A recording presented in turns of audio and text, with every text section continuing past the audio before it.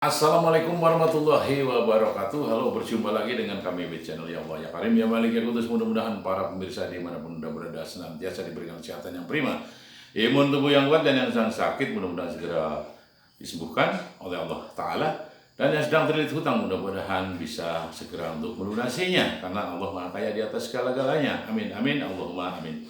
Untuk kali ini saya ingin memaparkan sebuah narasi dari bab Satrio Piningit, bahwa Satrio Piningit merupakan manusia pilihan dari roh-roh pilihan Sang Pencipta alam semesta ini, yakni Allah Azza wa Jalla. Dan Sang Terpingit inilah orang yang selalu disembunyikan, sosok yang selalu disembunyikan oleh Sang Pencipta alam semesta ini akan dimunculkan ketika nanti sudah tepat pada waktunya dan tepat pada saatnya untuk nampak dan muncul di tengah-tengah masyarakat dan umat manusia di alam dunia ini.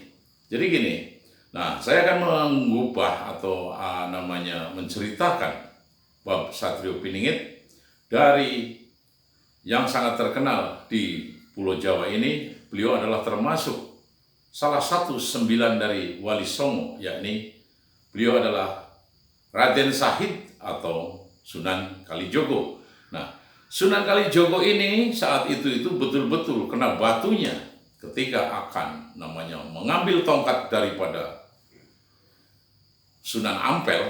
Sunan Ampel ini adalah termasuk salah satu Wali Songo yang sangat sepuh, termasuk tentang keilmuannya, baik ilmu kanuragan, ilmu batinnya, dan juga ilmu tentang Al-Quran. Jadi beliau sangat betul-betul menguasai segala ilmu apapun.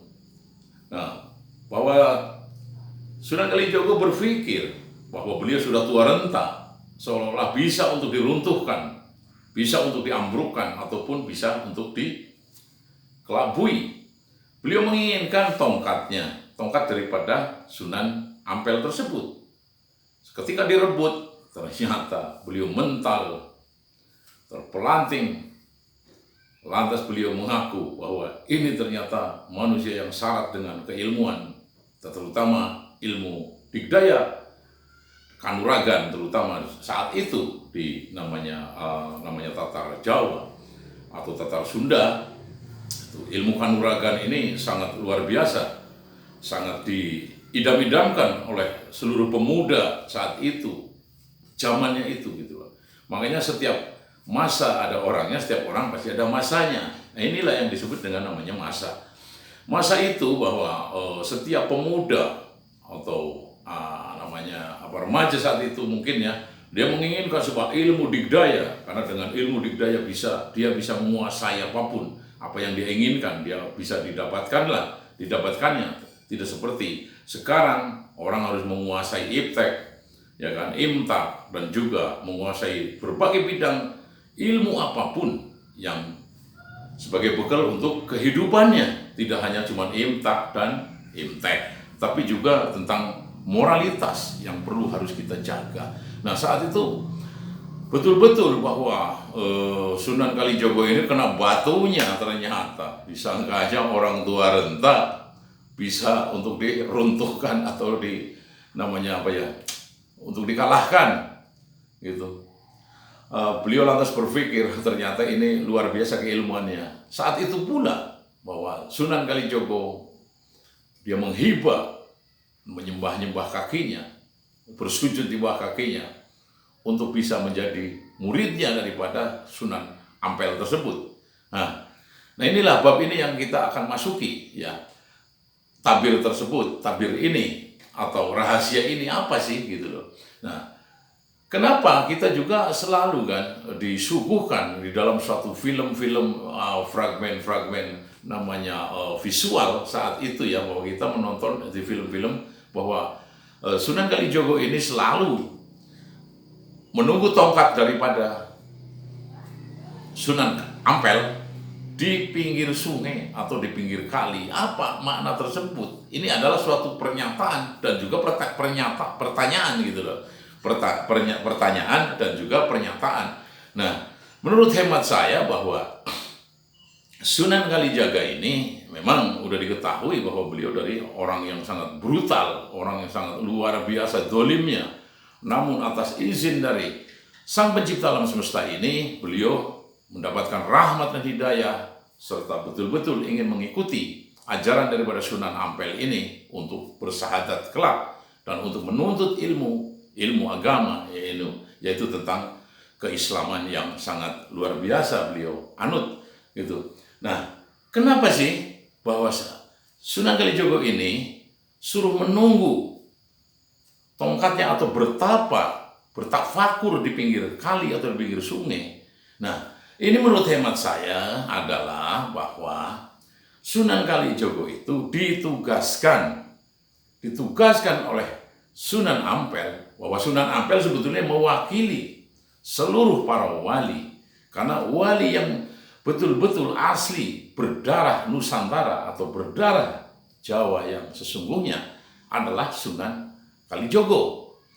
Lewat beliaulah bahwa mungkin Islam akan berkembang pesat, karena beliau merupakan darah atau keturunan dan mungkin orang Nusantara dan orang Jawa asli, sehingga untuk menyebarkan dalam misi-misinya untuk mengislamkan orang Jawa saat itu mungkin dengan mudah. Nah, akhirnya syukur alhamdulillah hingga saat ini pun Islam berkembang pesat di Nusantara, khususnya Pulau Jawa dan pulau-pulau yang lain. Juga dari sinilah apa makna tersebut ini yang selalu kita ini kan ya. Jadi kenapa di pinggir sungai atau di pinggir kali? Maksudnya gini loh, sungai itu kan mengalir, aliran dari atas menuju ke bawah, itu namanya sifat air. Jadi bahwa para sunan melalui Sunan Ampel tersebut, Sunan Kalijogo ditugaskan untuk menjaga aliran daripada aliran tersebut, aliran yang betul-betul murni dan betul-betul bagus, dari yang terbaik dan murni dari Rasulullah Muhammad SAW. Inilah bahwa Sunan Kalijogo ditugaskan untuk mengawal dan juga menjaga daripada aliran-aliran Islam yang sesungguhnya Islam secara murni dari Rasulullah Muhammad SAW yang tidak terkontaminasi, tidak terdestruksi, tidak bercampur, tidak pula istilahnya kena berbagai macam radiasi dan juga dari aliran-aliran lain masuk. Namun yang betul-betul aliran tersebut yang diajarkan oleh Rasulullah Muhammad SAW beserta para sahabatnya, inilah tugas daripada Sunan Kalijogo. Kenapa menunggu tongkat atau bertapa di pinggir kali, ya kan? Di pinggir sungai. Maksudnya sungai itu maknanya adalah aliran.